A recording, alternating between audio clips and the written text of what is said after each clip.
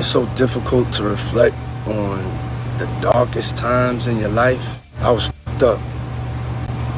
I hit rock bottom, but I made no excuses. I was disgusted then when I did it, I'm disgusted now. I went and I sought out professional help. I had to go into therapy. It has been a long-known industry secret that Clive Davis and Diddy had an unusual relationship. Only now there are some truly shocking truths coming to light. Jimmy said, man, I'm here because Clive Davis called me, and him and Puffy's real tight, and, lovers. So I thought he was talking like they got love for each other. He said, yeah, they are lovers. I said, well, why you keep saying that? I said, look, you saying they lovers like they're sucking? He said, I don't want to say that, but that's what it means, right? I said, okay. Suj Knight alleged that Jimmy Iovine informed him of the true nature of Diddy and Clive Davis's friendship. He was victimized by his mentor, who loved to control people.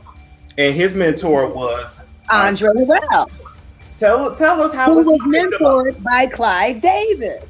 This edition of Collect Call with Suj Knight aired on March 26th via Dave May's Breakbeat Media, where the former Death Row Records president made the shocking revelation. "We in the office, in the Westwood Interscope office," he began. "I walked in Jimmy's office. I didn't have to knock on the door. We was having a conversation, and he overheard somebody say something he probably shouldn't have heard." He continued. He said, "I'm here because Clive Davis told me that him and Puffy's real tight, and, lovers. So I thought he was talking like they got love for each other. I'm like, 8. He said, nah, they are lovers. And I'm like, why do you keep saying that? He concluded. I said, are they lovers, like F and S? And he said, I don't want to say that, but that's what that means, right? Suj Knight made a similar claim concerning Russell Simmons' friendship with the late Andre Harrell, an executive at Uptown Records. Andre Harrell and Russell Simmons, everybody know, he began. They might not want to say it, but they know they was lovers. They participated in those types of things. Now, once again, a person has the right to be whatever they want to be, but own it. These men in the industry don't consider themselves gay. They consider themselves messing with women, but they really don't like the women because they beat the out of them. He continued, and they just believe that they're having fun with each other. So when you take Andre Harrell and Russell Simmons, Uptown Def Jam, freaky Puffy get his intern stuff with Andre Harrell. You know the answer already. That started his journey. Puffy started some journeys. It's not really good to name call, but it gotta stop. But so I don't get sued, I gotta use the word allegedly. Back in 2022, on an episode of the Rock and Roll High School podcast with Pete Ganbarg, legendary music executive Clive Davis shared an insightful story about how he came to appreciate the potential of hip-hop music, thanks to a young Sean Combs. Puffy was 23 years old, and I knew the artists that I had. Aretha, Dionne, Whitney was one kind of music, Davis says. LaFace ushered in blue-collared R&B at its height, but sensing the hip-hop revolution, both L.A. Reid and I agreed that we could use someone really attuned to the street. You gotta know what you can do for yourself, and you gotta know when you need to look to other people. At that time, Sean Puffy Combs was an ambitious up-and-comer who had trained under Andre Harrell at Uptown Records. His collaboration with Davis would soon lead to the creation of his own label, Bad Boy Entertainment. When I met with Puffy, he articulated that hip-hop should be part of the top 40 mainstream, and that the business would change in the future. Intrigued, Davis asked Combs for examples to support his point. Combs played Craig Mack's Flava in Your Ear, and several tracks by the then-unknown artist Notorious Big. I said, okay, you proved your point. That's when I introduced him to the weekly, what we called singles meetings, Davis adds. I introduced him to an executive there as someone who would help lead us to the street and share in the forthcoming hip-hop revolution. Recently, though, it is becoming increasingly clear that this is going to be the end of the road for Diddy. Sean Diddy Combs publicly apologized for his ex-girlfriend, Cassandra Cassie Ventura, following the release of CCTV footage from 2016 showing him kicking and pushing her in a hotel hallway. In a video posted to his Instagram, Diddy expressed deep remorse for his actions, which were aired by CNN earlier this week. I was disgusted when I did it. I'm disgusted now, Diddy stated. He explained that he sought professional help through therapy and rehab and turned to God for forgiveness. I'm so sorry, he added, emphasizing his commitment to self-improvement. Despite Diddy's apology, Cassie's legal team criticized his statement, suggesting it focused more on his own image rather than acknowledging the harm he caused. When Cassie and multiple other women came forward, he denied everything and suggested that his victims were looking for a payday, said lawyer Meredith Firetog. That he was only compelled to apologize once his repeated denials were proven false shows his pathetic desperation, and no one will be swayed by his disingenuous words. The BBC has not independently verified the video, which appears to be a compilation of surveillance footage from March 5, 2016. The footage, released by CNN, depicts a man identified as Diddy pushing Cassie to the floor, kicking her, attempting to drag her by her shirt, and throwing an object at her. CNN reported that the incident took place at the now-closed Intercontinental Hotel in Century City, Los Angeles. Prior to this, Diddy had not commented on the video. In an earlier statement, Cassie's lawyers described the video as further confirmation of Diddy's disturbing and behavior. The Los Angeles District Attorney's Office mentioned that the alleged A might be too old to prosecute. Cassie and Diddy began their relationship when she was 19 and he was 37. Last November, Cassie settled a lawsuit against Diddy for an undisclosed sum, in which she accused him of R&ST over a decade. Diddy's lawyer, Benjamin Braffman, maintained that the settlement was in no way an admission of wrongdoing. Since then, several other women have filed lawsuits accusing Diddy of S and physical. Additionally, his homes in Los Angeles and Miami were raided last month as part of a federal investigation into human tea. The latest woman to come forward with horrifying SA allegations against music tycoon Sean Diddy Combs claims she kept her dirty clothing from the night he allegedly A her, wrapped in a plastic bag for almost 20 years. According to the suit, Crystal McKinny, a former model and TV star from Georgia, claims that Combs and SA her in 2003. McKinny, who rose to fame after winning MTV's inaugural Model Mission Beauty Contest in 1998 at the age of 17, was an emerging model when she was invited to a Men's Fashion Week event in New York in 2003. A person identified only as the designer in the filing told the then 22-year-old that Combs could help advance her modeling career and scheduled a meeting. According to the lawsuit, the designer ensured McKinny had her roots touched up to resemble platinum blonde, arranged for her to obtain hair extensions, and dressed her in an exposing costume to make her appear desirable to the rapper. According to the suit, McKinny wore a black leather coat with a fur hood, a translucent chiffon beige V-cut shirt, fur-lined handbag, and jewel-encrusted jeans. Due to the traumatic events to occur later, plaintiff saved the unwashed clothing from that night in her closet where they remain in a plastic wrap, the complaint alleges. McKinny went to see the rapper at Cipriani downtown, where Combs, the designer, and others were eating and drinking. Once seated, Combs made a very public display of coming on to plaintiff in a suggestive manner which continued throughout the dinner, according to the lawsuit. According to the lawsuit, he told her she was beautiful, and even whispered to her that she was going to make it big as a model. Combs stated that he wielded enormous power in the fashion industry, and the two swapped numbers. Throughout the dinner, Combs was flirtatious, bordering on leering with McKinny, and kept refilling her glass of wine. When the meal finished, Combs stated he wanted to get to know her better and asked her to phone him later. They met later that night in his studio on West 44th Street in Midtown, where she discovered Combs and other men drinking and smoking.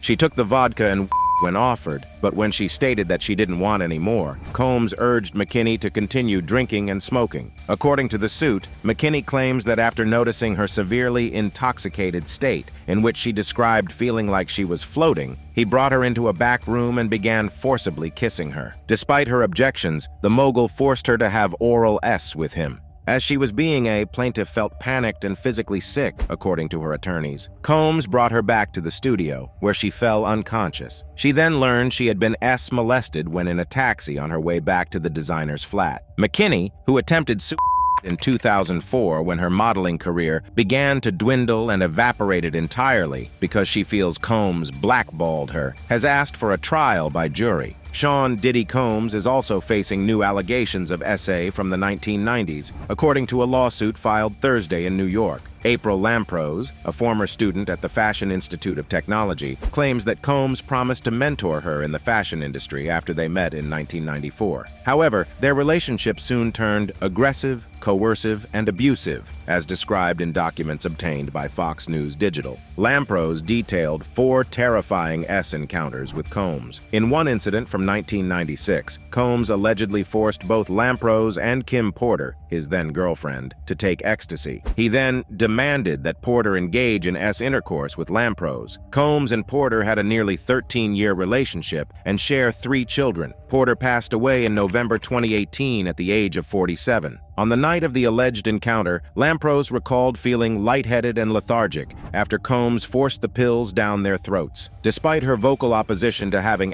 with Porter, Lampros claimed that Combs reminded her of his power to make her lose her job. At the time, Lampros was interning at Arista Records, which was the parent company of Combs' Bad Boy Records label. She tried to stop communicating with Combs, but he persisted and invited her to Kim's birthday celebration. Porter was very resentful of Miss Lampros after she was forced to engage in acts with her, according to the records, and fired her from a restaurant Lampros worked at in the Soho neighborhood in Vengeance. According to Lampros, the artist had a terrible temper and often threatened to harm her if she failed to do what he said, if he witnessed her talking to other men, or if she failed to take his phone calls. She was moreover not allowed to talk about her relationship with Mr. Combs to anyone because he did not want anyone to know he was seeing her because she is a white woman. According to documents, Combs allegedly flew Lampros to Atlanta and Miami to spend time together. Lampros alleged that the first R happened at the Millennium Hotel in New York. She remembered telling Combs she wasn't feeling good, but he ignored her words and continued to take off her clothing. Months after the first R, Mr. Combs pursued Miss Lampros. He sent her gifts, cards, and flowers and used his power and access to music industry events to lure Miss Lampros back to him, documents stated. In a separate incident, the All About the Benjamins rapper allegedly pushed himself on Lampros in a parking garage while an attendant watched. She claimed their final encounter occurred in 2000 at an event at Rockefeller Center. He allegedly called her repeatedly after seeing her and offered to send his driver to pick her up.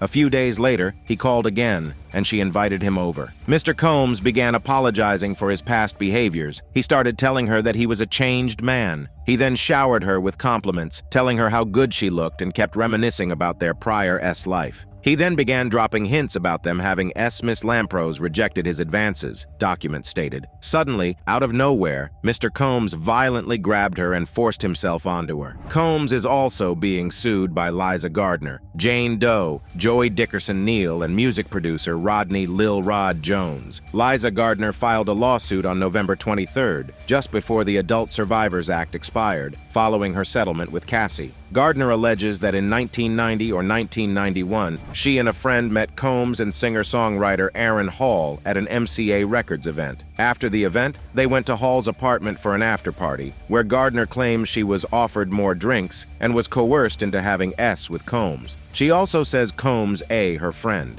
Gardner's lawsuit states the encounter left her shocked and traumatized. As she was getting dressed, Hall allegedly barged into the room, pinned her down, and forced her to have with him. Gardner further claims that a few days later, Combs came to the home she shared with her friend and allegedly attacked her again. According to the suit, Combs was looking for the friend because he was worried she might tell the girl he was with at the time. On the same day, another complaint was filed by Joy Dickerson Neal. She alleges that in 1991, she reluctantly went on a date with Combs, who then intentionally and her after dinner. Dickerson Neal claims Combs recorded the and showed the tape to others. Although she didn't go to the authorities immediately, she eventually filed a police report with unspecified agencies in New York and New Jersey. The complaint notes that prosecutors told her they needed corroboration for her allegations, but Dickerson Neal believes potential witnesses were terrified that Combs would retaliate against them and feared losing future business and music opportunities if they made a statement supporting her account. A spokesperson for Diddy has called the claims from both women fabricated and accused them of exploiting the Adult Survivors Act. Additionally, another woman, referred to as Jane Doe, filed a fourth lawsuit on December 6th. She alleges that in 2003, when she was 17,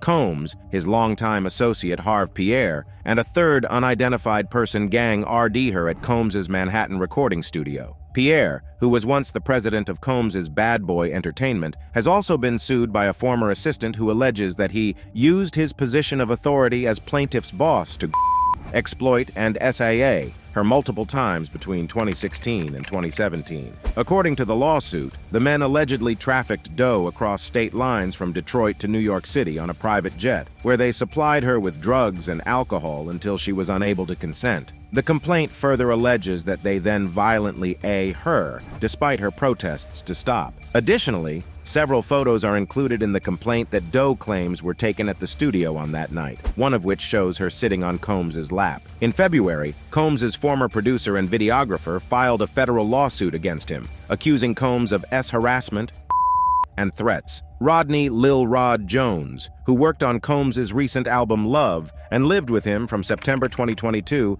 to November 2023, alleges he experienced constant unsolicited and touching of his by Combs. Jones claims that on one occasion, he woke up naked and disoriented in bed with Combs and two workers, alleging that the music mogul. The complaint also asserts that, in his capacity as Combs's videographer, Jones secured hundreds of hours of footage and audio recordings depicting Combs, his staff, and guests involved in serious illegal activities. These alleged activities include acquisition, soliciting workers, providing spiked drinks to minors, and SA. Jones's lawsuit names several other defendants, including Combs's son Justin, his chief of staff Christina Coram, Universal Music Group CEO Sir Lucian Grange, and former Motown Records CEO Ethiopia Habtemariam. Combs's lawyer, Sean Hawley, has denied Jones's allegations, stating, "We have overwhelming, indisputable proof that his claims are complete lies," according to People. Jones's lawsuit takes a pretty dark turn when he talks about feeling like Combs was and unfortunately, it seems his fears were justified. The suit alleges that actor Cuba Gooding Jr. crossed a line during an outing on Combs's yacht. Gooding Jr. supposedly started touching and groping Jones's legs, thighs, back, and shoulders.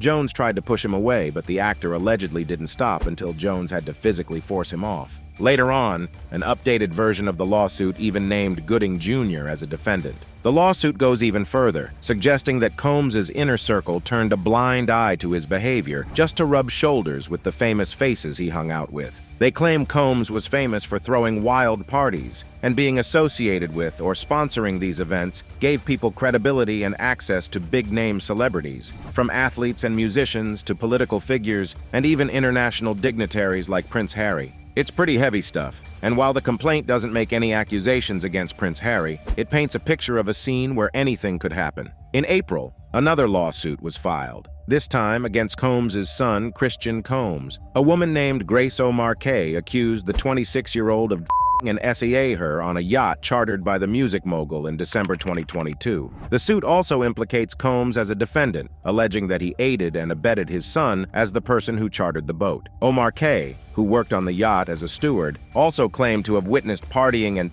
use among celebrities and a constant rotation of suspected workers. That's all for the video, folks. Thanks for watching.